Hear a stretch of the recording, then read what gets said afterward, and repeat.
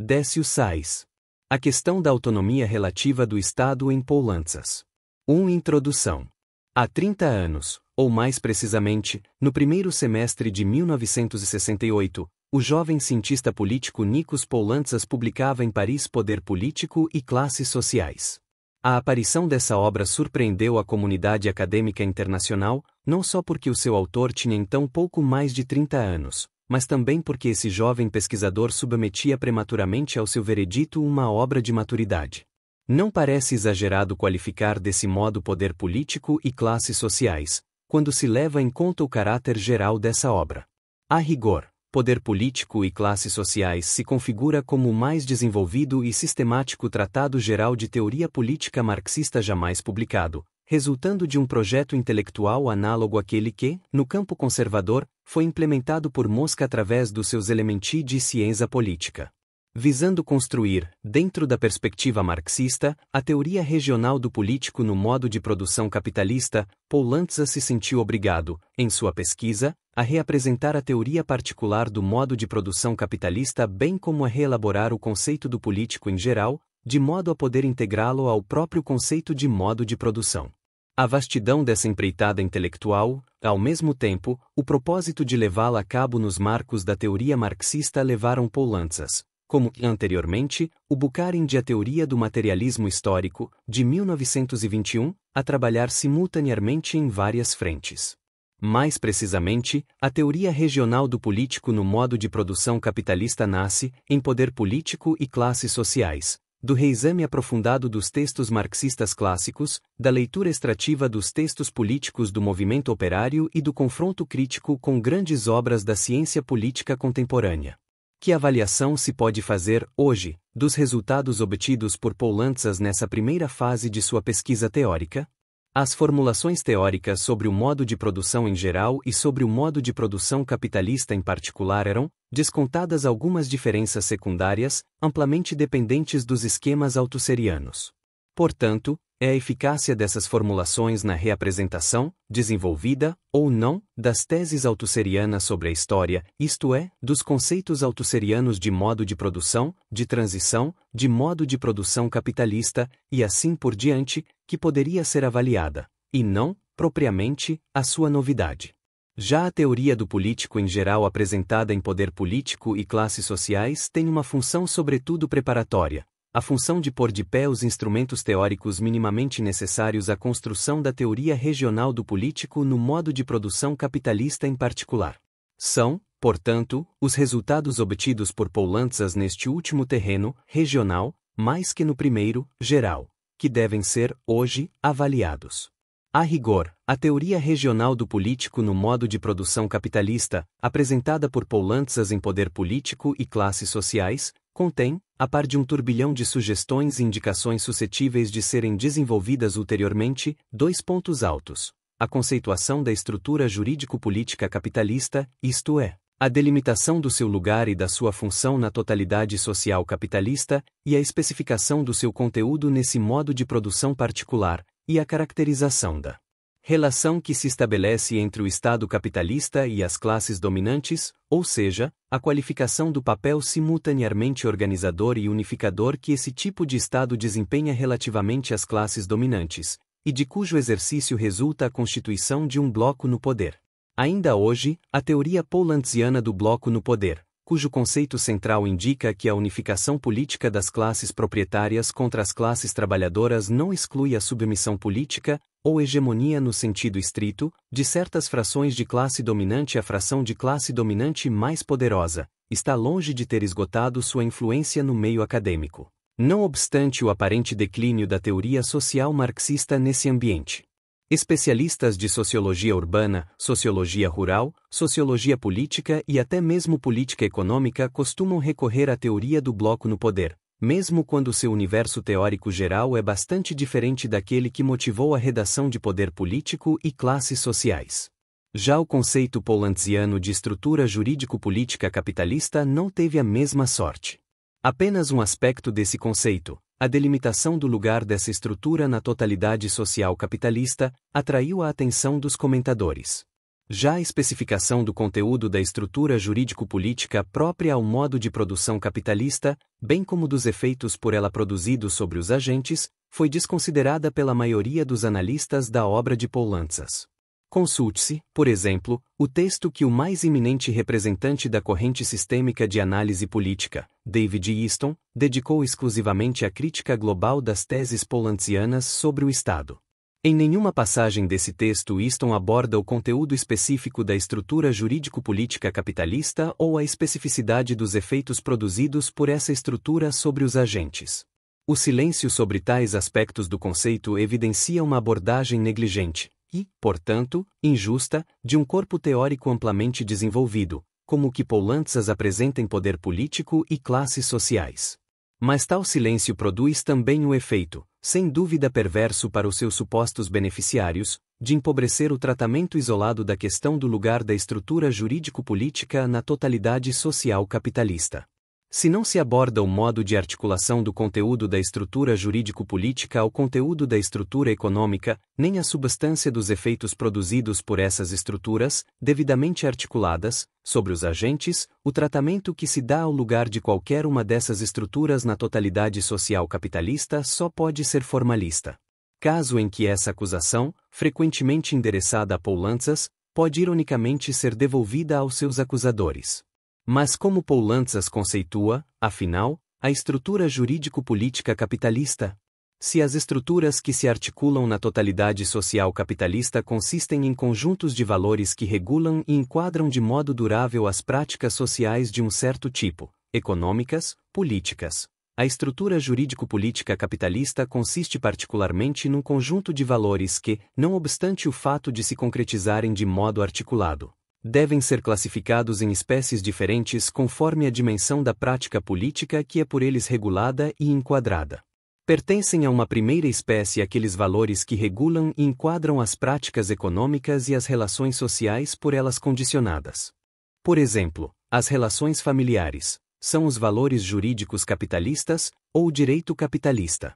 Pertencem a uma segunda espécie aqueles valores que regulam e enquadram as relações entre os agentes funcionalmente encarregados de regular e enquadrar as práticas econômicas e as relações sociais por elas condicionadas. São os valores burocráticos capitalistas, ou o burocratismo.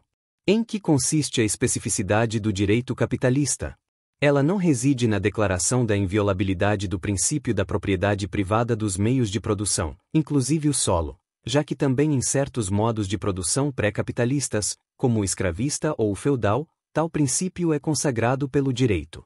As variações possíveis na aplicação desse princípio às práticas econômicas e às relações sociais por elas condicionadas constituem tão somente diferenças secundárias, e não suscetíveis de descaracterizar o princípio em si mesmo.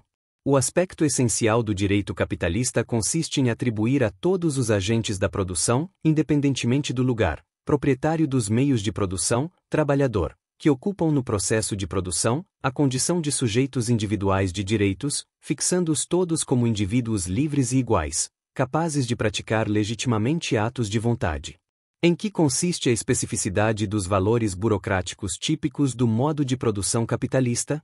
Eles determinam que todos os agentes da produção, independentemente de seu lugar no processo de produção, tenham formalmente a possibilidade de vir a participar das práticas funcionais que regulam e enquadram as práticas econômicas e as relações sociais por elas condicionadas, e que os agentes encarregados de tais práticas funcionais sejam hierarquizados, de tal modo que esse escalonamento apareça formalmente, não como subordinação de uns homens a outros, e sim como uma gradação das competências exigidas pelas diferentes tarefas integrantes dessa atividade social específica.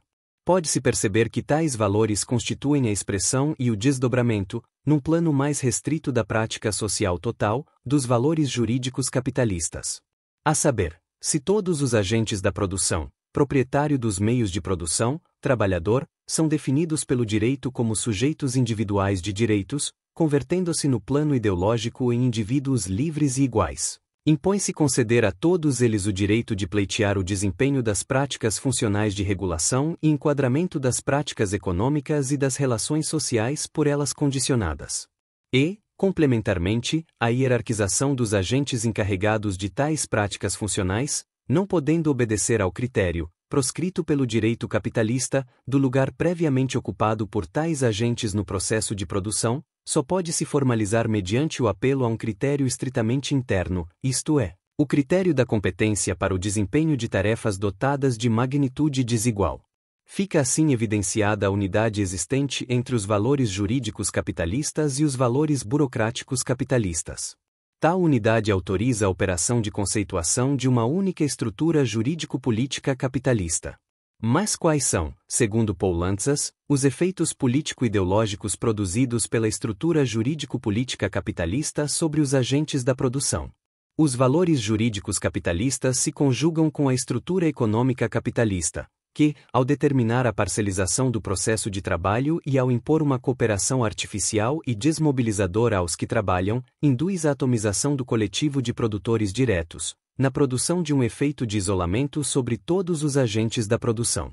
Esse efeito, que Poulantzas qualifica alternativamente como um efeito de individualização, contribui para a reprodução regular das relações de produção capitalistas por duas vias, ao suscitar uma prática econômica como a de buscar, por sua própria vontade, e não por obra de qualquer coerção extraeconômica, a venda individualizada de sua capacidade de trabalho a um proprietário individual dos meios de produção, e ao se contrapor à emergência de uma prática política, através da qual os trabalhadores se posicionam coletivamente diante do proprietário dos meios de produção. Quanto aos valores burocráticos capitalistas, ao converterem os agentes funcionais encarregados de regular e enquadrar as práticas econômicas e as relações sociais por elas condicionadas em uma burocracia universalista e competente, eles permitem que tal grupo promova a unificação ideológica de todos os agentes da produção, já individualizados graças à operação do efeito de isolamento, produzido simultaneamente pelo direito capitalista e pela estrutura econômica capitalista, através da constituição de uma comunidade simbólica, integrada por todos os agentes de produção inseridos em um espaço territorial determinado, o povo-nação. Esse segundo efeito, que, como vimos acima, articula-se ao primeiro, é qualificado por Nikos Poulantzas como efeito de representação da unidade.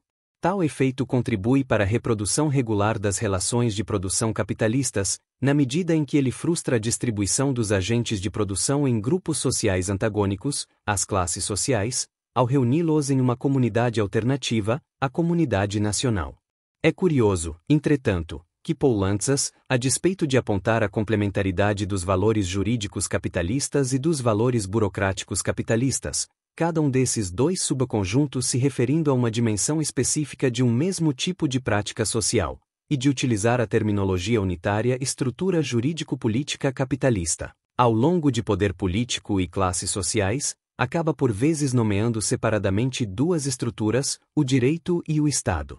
Que essa última opção não é teoricamente a melhor evidencia-se no fato de que o próprio Poulantzas, ao abordar a concretização da estrutura em um aparelho, prática materialmente organizada, abstém-se de postular a existência, no modo de produção capitalista, de dois aparelhos separados, um aparelho jurídico e um aparelho burocrático. Na verdade, Poulantzas se refere tão somente ao aparelho de Estado capitalista, reservando ao judiciário simplesmente a condição de ramo específico do aparelho estatal. Apresentamos acima, de modo sumário, o conceito de estrutura jurídico-política capitalista, que se configura como um sistema articulado de quatro conceitos: direito capitalista, burocratismo, efeito de isolamento e efeito de representação da unidade. Tal conceito corresponde ao núcleo da teoria regional do político no modo de produção capitalista, proposta por Poulantzas em Poder Político e Classes Sociais.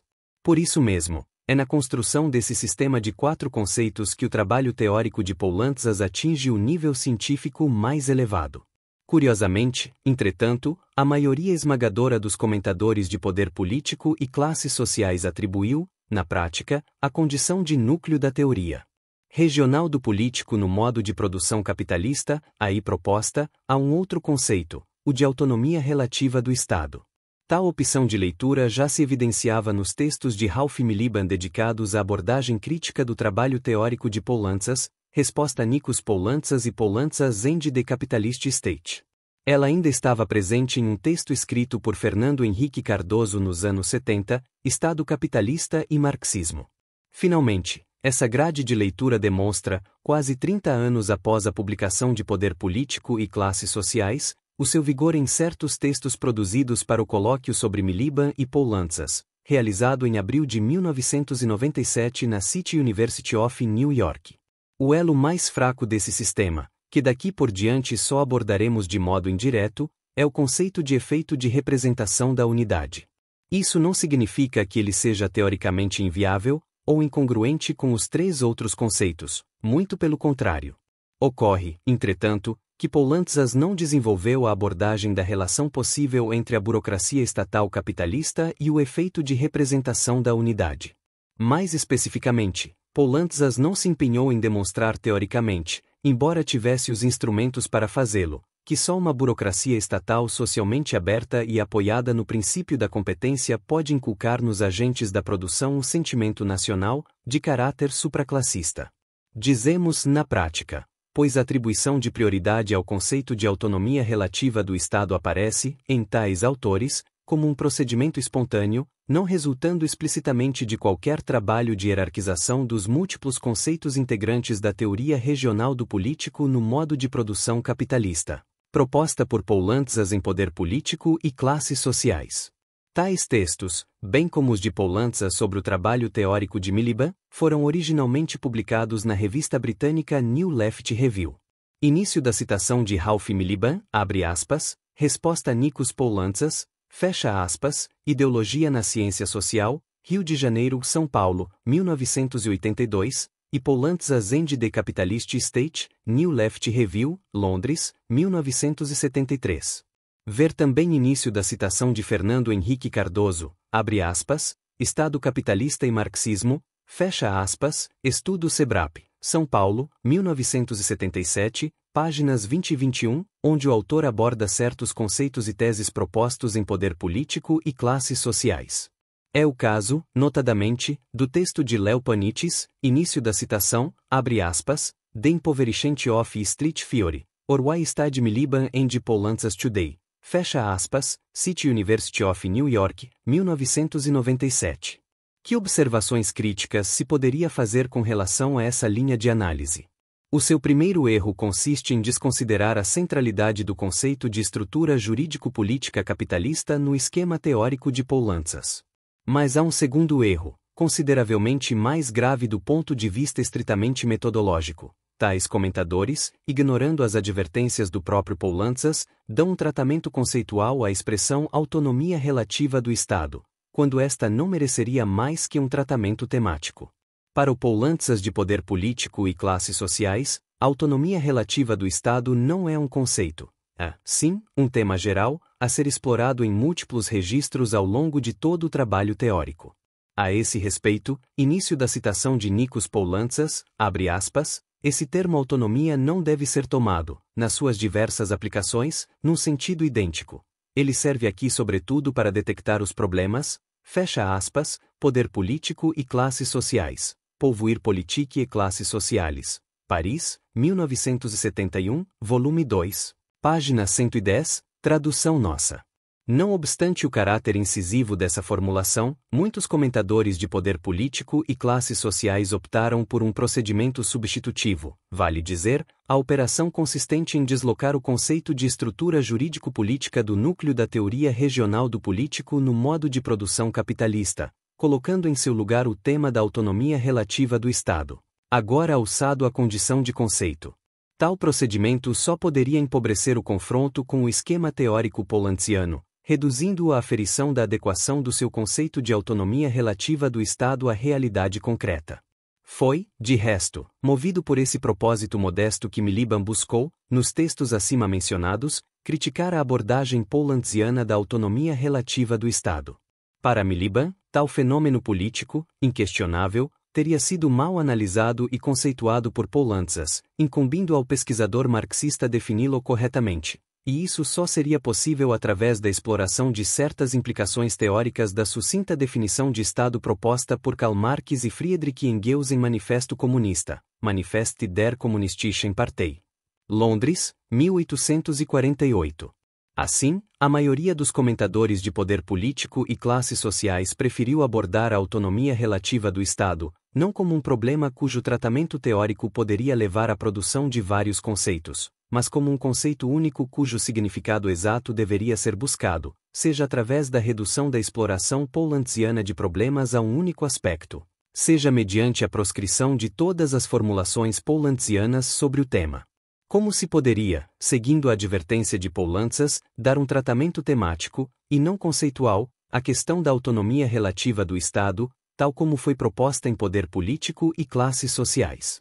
Para os pesquisadores convencidos da centralidade do conceito de estrutura jurídico-política na teoria regional do político no modo de produção capitalista, aí exposta, bem como do elevado valor científico desse conceito, só há um procedimento a seguir. Impõe-se apurar se cada um dos diferentes significados que Poulantzas confere à expressão autonomia relativa do Estado se harmoniza, ou inversamente se choca, com o conceito de estrutura jurídico-política capitalista. Essa é a via pela qual se poderia passar, dentro da concepção poulantsiana do político no modo de produção capitalista, da detecção de problemas à construção de novos conceitos, complementares ao conceito nuclear de estrutura jurídico-política capitalista. 2. A tese althusserriana da autonomia relativa de todas as instâncias no modo de produção. Uma vez estabelecido que Nikos Poulantzas atribui, ao longo de seu livro, inúmeros significados à expressão autonomia relativa do Estado, podemos passar à análise da adequação de cada um desses sentidos ao conceito de estrutura jurídico-política capitalista e à caracterização poulantsiana do modo de articulação entre estrutura econômica e estrutura jurídico-política no modo de produção capitalista. Comecemos pela análise do sentido mais geral, que é, ao mesmo tempo, o sentido mais obscuro, conferido por Poulantzas a tal expressão. Logo no início do seu livro, Poulantzas, depois de sustentar que o modo de produção capitalista é especificado por uma autonomia característica do econômico e do político, adverte, início da citação de Nikos Poulantzas, abre aspas, isso não quer dizer, na verdade, que, nos outros modos, essas instâncias não possuam uma autonomia relativa, e sim, que esta assume formas diferentes. Fecha aspas, poder político e classes sociais. Pouvoir politique et classes sociales. Paris, 1971, volume 1, página 25, tradução nossa. Em suma, para Poulantzas, a autonomia relativa de todas as instâncias, e, portanto, também do político, ou do Estado enquanto estrutura jurídico-política, constitui uma característica essencial do modo de produção em geral. Ela está, portanto, presente, embora sob formas diferentes, tanto no modo de produção capitalista quanto nos modos de produção pré-capitalistas. Daí a reserva de Poulantzas diante de certas fórmulas de Karl Marx, em O Capital, Das Kapital, e Fundamentos da Crítica da Economia Política, Grundrisse der Kritik der politischen Ökonomie, que caracterizam a relação entre o político e o econômico nos modos de produção pré-capitalistas como uma mistura. Para Poulantzas, início da citação, abre aspas, em Marx, os modos pré-capitalistas apresentariam, com relação ao modo de produção capitalista, aquilo que ele designa como mistura ou relações orgânicas e naturais, apreendidas por vezes através do termo simultâneas, entre o econômico e o político. Repitamo-lo ainda uma vez, não se deve tomar essas observações ao pé da letra, o que ocorreu muitas vezes, levando a toda uma mitologia marxista a respeito, por exemplo, do modo de produção feudal, fecha aspas, poder político e classes sociais, Pouvoir politique et classes sociales. Paris, 1971, volume 1, página 25, tradução nossa. Mas em que consistiria exatamente, para Poulantzas, a autonomia relativa de todas as instâncias, enquanto característica essencial do modo de produção em geral? Na verdade, o Poulantzas de poder político e classes sociais colhe essa formulação nos textos da subcorrente teórica marxista que mais o influencia nessa fase, a corrente althusserriana. Mas qual é o significado exato da autonomia relativa das instâncias do modo de produção no pensamento althusserriano? Desde os primeiros textos produzidos por essa corrente teórica, a atribuição de autonomia às estruturas do modo de produção é basicamente encarada como uma exigência de ordem epistemológica. Ou seja, caso não se atribua formalmente autonomia às partes da totalidade social, não será possível fixá-las como objetos teóricos diferenciados nem construir os conceitos referentes às mesmas.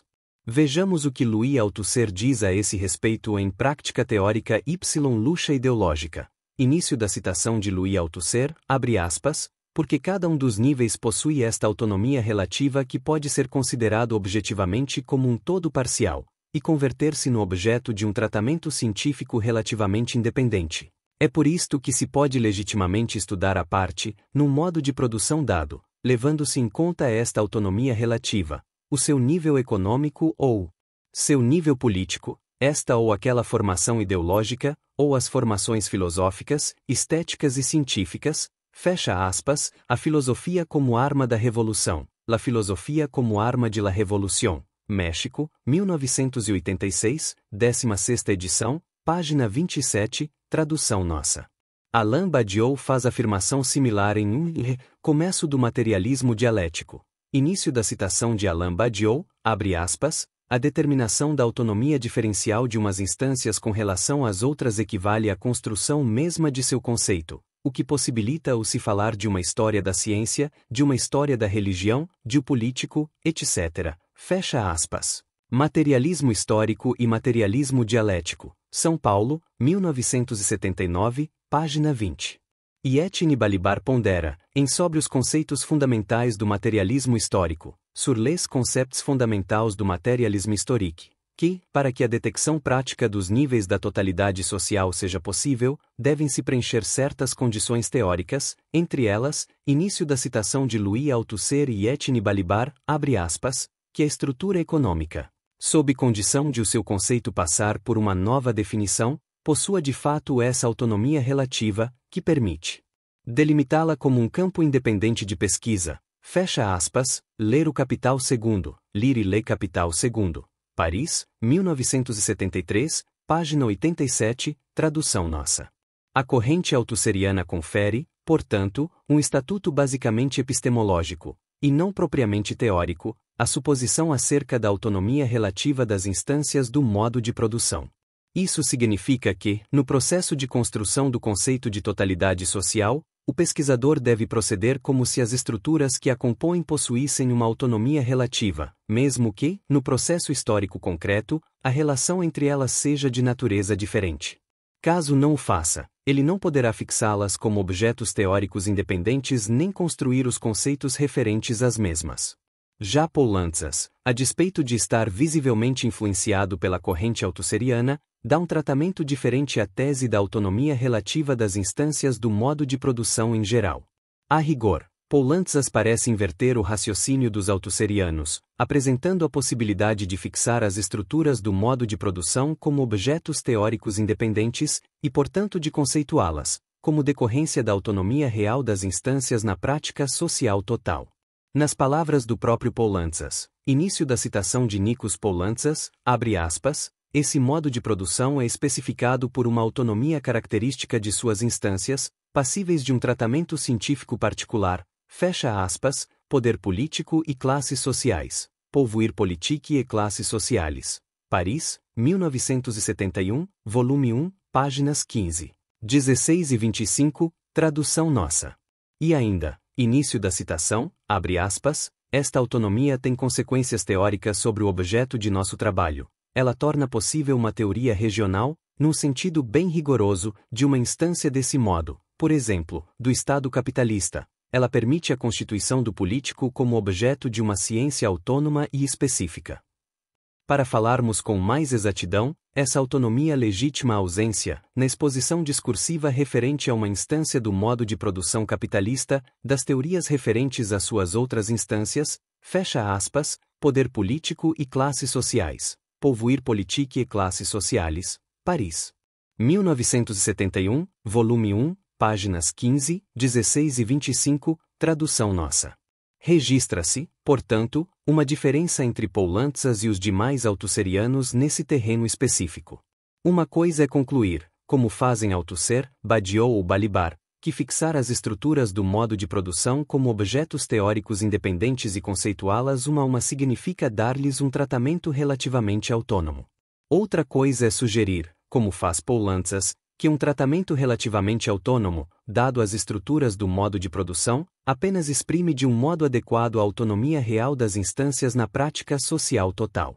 Se considerarmos que a matriz prática do modo de produção, em operação nas análises que compõem poder político e classes sociais, é aquela que aponta a implicação recíproca, ou interdependência, das estruturas econômica e jurídico-política, devemos concluir que a opção feita por Poulantzas não foi a melhor.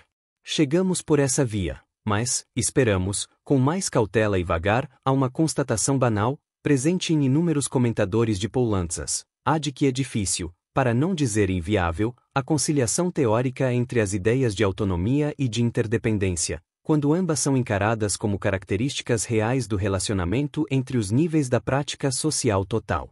Esse problema não tinha por que afligir os demais althuserianos, e poderia ter sido evitado por Poulantzas, como nos atesta a seguinte passagem de Althusser, início da citação de Louis Althusser, abre aspas, eis porque falei de um todo, para acentuar que na concepção marxista de uma formação social tudo se articula, que a independência de um elemento é sempre apenas a forma de sua dependência, e que o jogo das diferenças é regulado pela unidade de uma determinação em última instância, fecha aspas, ler o Capital segundo volume, Lire Le Capital do A. Paris, 1973, tradução nossa.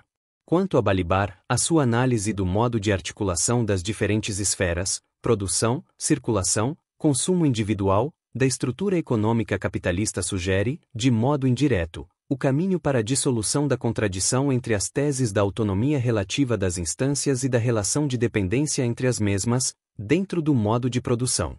Início da citação de Etienne Balibar, abre aspas, em primeiro lugar, a aparência de separação e de independência relativa dos diferentes momentos da produção em geral, separação da produção propriamente dita e da circulação, da produção e do consumo individual, da produção e da repartição dos meios de produção e dos meios de consumo. A análise da reprodução mostra que esses momentos não possuem autonomia relativa, nem leis próprias, sendo antes determinados pelas leis da produção, fecha aspas. Ler o Capital segundo volume, Paris, 1973, tradução nossa.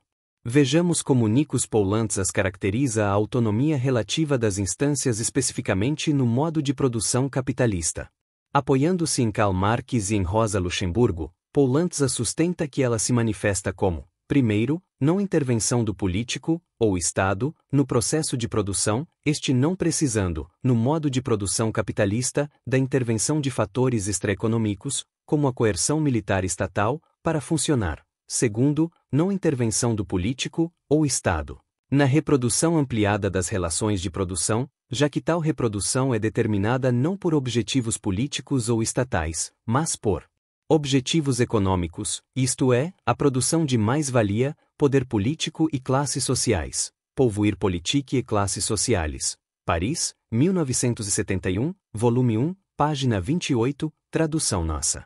A adoção do critério da intervenção e não intervenção na abordagem da autonomia relativa específica das instâncias no modo de produção capitalista sugere que talvez Poulantzas esteja, aí, passando insensivelmente de um nível de análise a outro, da estrutura jurídico-política ao aparelho de Estado. Ou, dito de outra forma, do Estado como estrutura ao Estado como instituição. Essa conclusão se impõe na medida em que o próprio Poulantzas sustenta que os efeitos produzidos sobre os agentes da produção pelas estruturas econômica e jurídico-política se entrelaçam. Isso significa que tais estruturas interagem, cada uma intervindo no funcionamento da outra. Assim sendo, quando se aborda, numa perspectiva poulanziana, a relação entre as estruturas econômica e jurídico-política no modo de produção capitalista, só se pode concluir que tal relação é de intervencionismo recíproco, jamais de não intervencionismo. A uma conclusão diversa se pode chegar quando se aborda a relação entre aparelhos no modo de produção capitalista, o aparelho estatal e o aparelho econômico produtivo.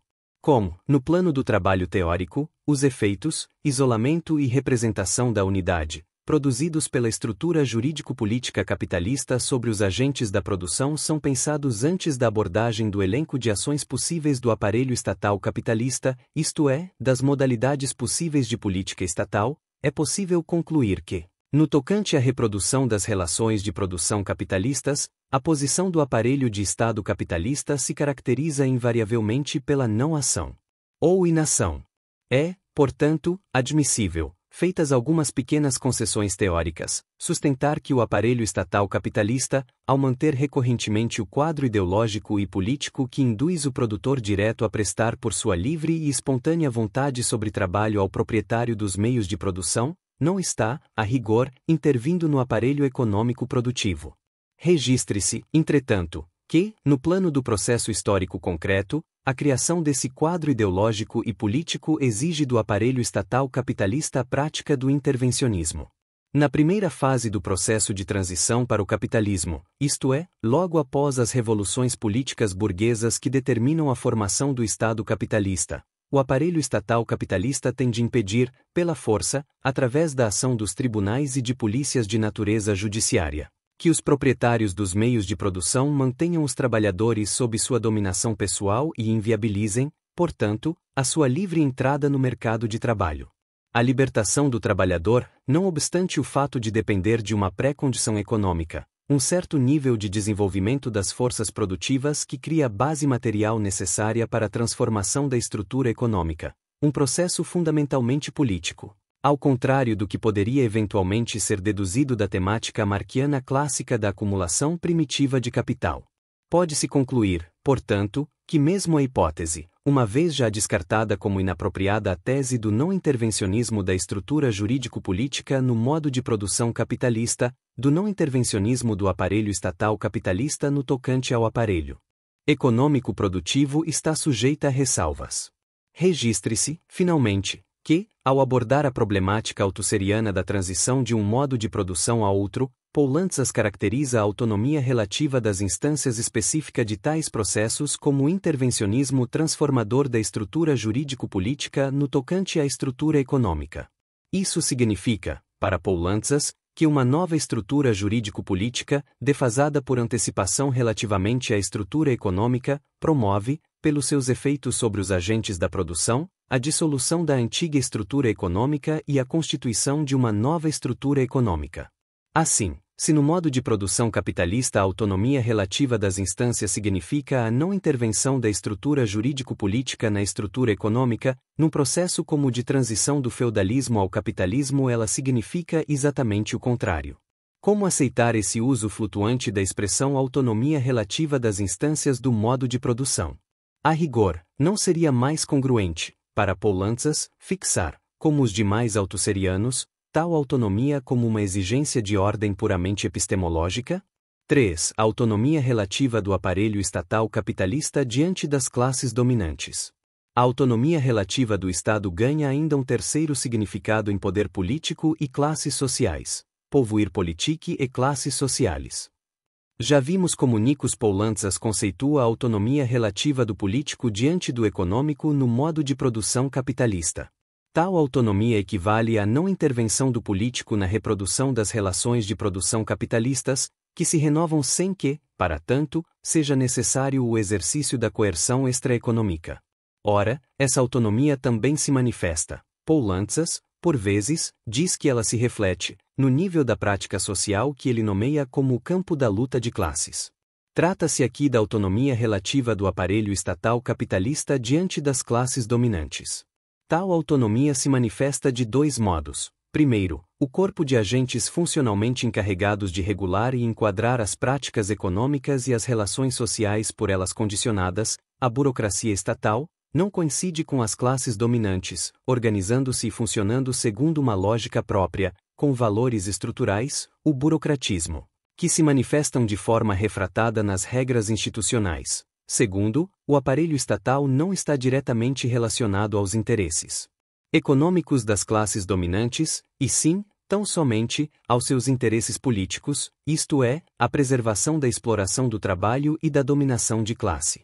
Para Poulantzas, é teoricamente conveniente utilizar a expressão marquiana clássica bonapartismo para nomear genericamente a autonomia relativa do Estado capitalista diante das classes dominantes, e não para caracterizar, como a seu ver ocorre em O 18 Brumário de Louis Bonaparte, Le 18 Brumaire de Louis Bonaparte, uma manifestação específica dessa autonomia. como uma política estatal de outorga de concessões às classes dominadas, suscitada por um peculiar equilíbrio catastrófico entre as classes sociais antagônicas, poder político e classes sociais, Pouvoir politique et classes sociales. Paris, 1971, volume 2, páginas 115 e 116, tradução nossa.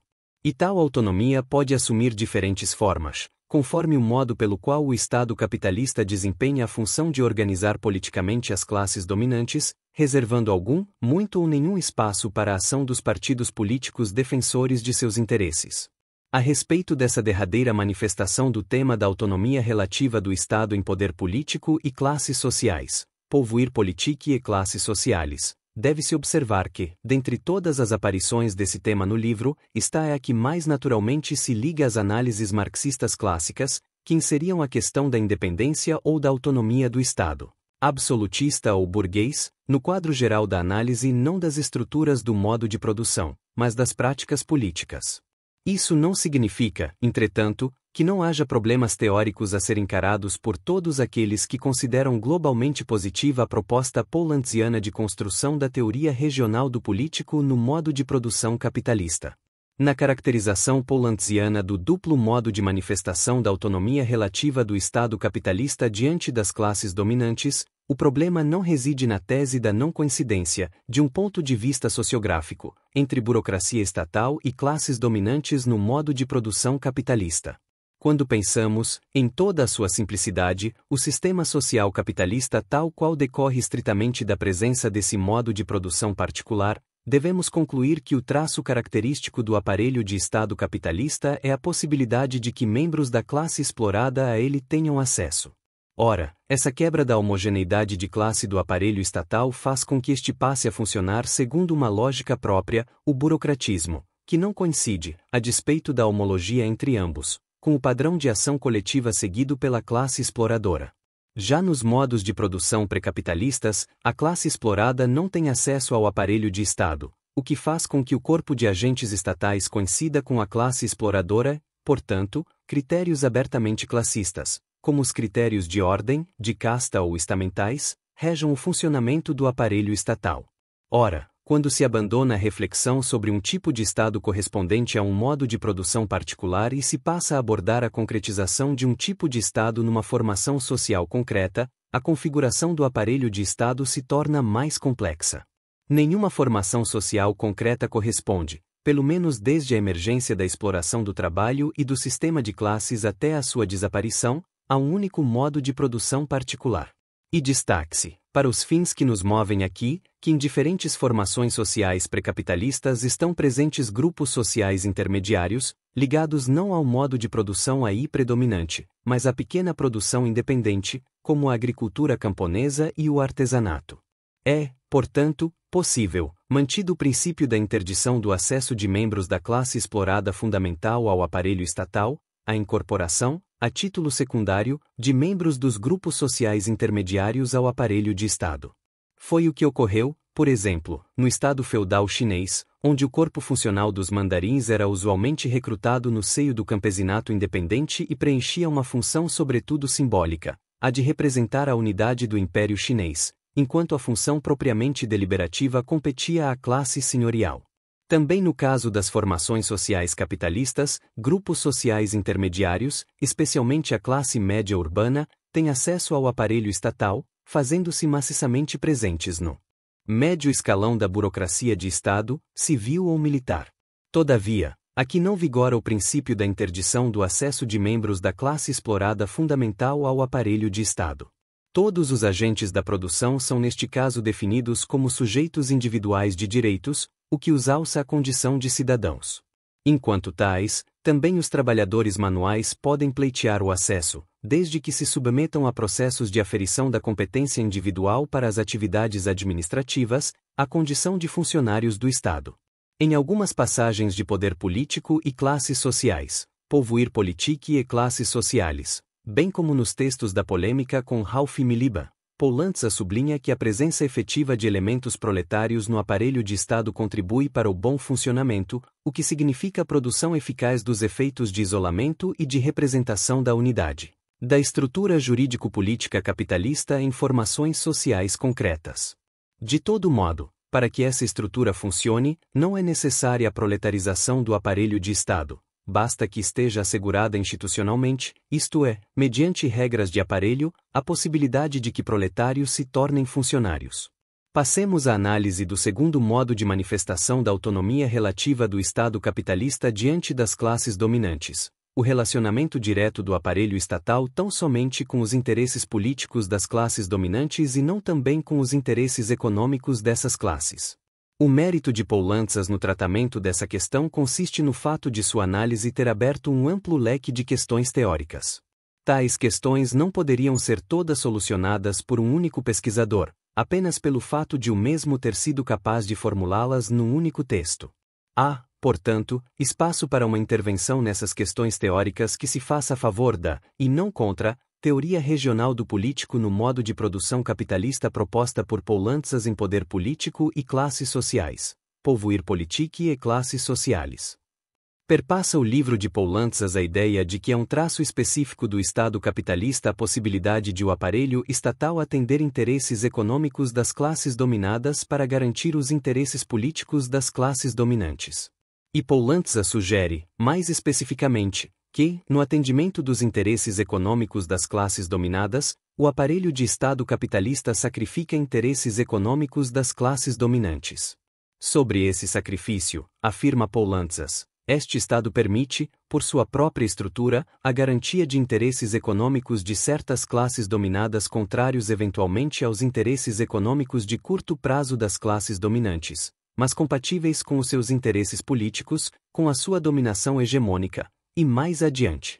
Essa autonomia relativa lhe permite também intervir, conforme a conjuntura concreta, contra os interesses econômicos de longo prazo de uma ou outra fração da classe dominante, compromissos e sacrifícios por vezes necessários à realização de seu interesse político de classe, poder político e classes sociais, Pouvoir politique e Classes Sociales, Paris, 1971, volume 2, páginas 10 e 113, tradução nossa, com sublinhados no original. Na análise dessas formulações, nada a objetar quanto à tese de que a ação do aparelho estatal capitalista se pauta pelos interesses políticos, manutenção da exploração do trabalho e da dominação de classe, das classes proprietárias dos meios de produção. Embora se possa avançar mais na caracterização dos elementos determinantes do compromisso invariável do aparelho estatal capitalista com tais interesses. Já a abordagem poulanziana da relação mediada pelo Estado capitalista entre os interesses econômicos das classes dominantes e os interesses econômicos das classes dominadas suscita problemas teóricos sobre os quais é interessante refletir aqui. Poulantzas parece operar com um modelo teórico simples na abordagem dessa relação. O procedimento subjacente a tal modelo é o da analogia. Ou seja, Poulantzas sugere que, assim como são irreconciliáveis os interesses políticos de uma classe exploradora, manutenção da exploração do trabalho, e de uma classe explorada, supressão da exploração do trabalho, também o são os interesses econômicos de uma e outra classe. É de resto por supor que os interesses econômicos da classe capitalista e os do proletariado são irreconciliáveis que Poulantzas qualifica a ação reivindicatória dos trabalhadores como luta econômica de classe. Ora, só se pode sustentar que os interesses econômicos de uma e outra classe são irreconciliáveis quando se reduz tais interesses à sua expressão mais simples, diretamente deduzida do sistema diferenciado de lugares no processo de produção que corresponde ao modo de produção capitalista. Incremento da exploração do trabalho, aumento da jornada de trabalho, redução do salário real, abarcamento integral dos ganhos de produtividade, versus diminuição da exploração do trabalho, redução da jornada de trabalho, aumento do salário real, participação nos ganhos de produtividade. Ocorre que as relações econômicas de classe não são assim tão simples, a sua complexidade desafia, e ao mesmo tempo estimula continuamente, os pesquisadores de ciências sociais. Mais precisamente, nas formações sociais capitalistas concretas, os interesses econômicos da classe capitalista e os da classe trabalhadora não se reduzem à sua expressão mais simples, acima nomeada. Operando sobre esse sistema de interesses econômicos elementares, que decorrem imediatamente do caráter capitalista do modo de produção ali dominante, o aparelho de Estado capitalista age correntemente no sentido de redefinir ou reconstituir os interesses econômicos dessas classes, com vistas a promover a conciliação dos mesmos. Assim, por exemplo, em contextos de recessão econômica ou de desemprego tecnológico em ampla escala, o Estado capitalista pode se lançar em operações compensatórias, frequentemente aceitas pelas organizações sindicais das classes trabalhadoras, consistentes na promoção de uma política de emprego às custas de uma política favorável ao crescimento dos salários reais. Quando isso ocorre, os interesses econômicos são redefinidos ou reconstituídos, simultaneamente, reconciliados através da ação estatal. As classes trabalhadoras se interessam pela manutenção e ampliação do nível de emprego, ainda que ao preço do decréscimo na curva evolutiva dos salários reais. A classe capitalista se interessa pelo congelamento dos salários reais, ainda que ao preço da manutenção e ampliação do nível de emprego, o que traz, para a classe capitalista, o risco do aumento da capacidade de pressão sindical dos trabalhadores. O próprio Poulantzas analisou, em obra posterior, uma forma histórica do Estado capitalista voltada para a reorganização dos interesses econômicos das diferentes classes. Poderiam ser realizadas à luz da perspectiva teórica subjacente a poder político e classes sociais. Nesses casos, a argumentação utilizada por Poulantzas coincide formalmente com as observações críticas apresentadas neste texto. Outras retificações, entretanto, resultam de mudanças importantes na perspectiva teórica geral, sejam aquelas ocorridas numa fase intermediária, a de fascismo e ditadura e a crise das ditaduras, sejam as que marcam a fase final da obra de Poulantzas, o Estado, o poder, o socialismo. Não seria, portanto, possível abordar este último tipo de retificação sem examinar todo o percurso teórico cumprido por Poulantzas após a publicação de Poder Político e Classes Sociais. Sais, Décio. A questão da autonomia relativa do Estado em Poulantzas. Crítica Marxista, São Paulo, Xamã, volume 1, número 7, 1998.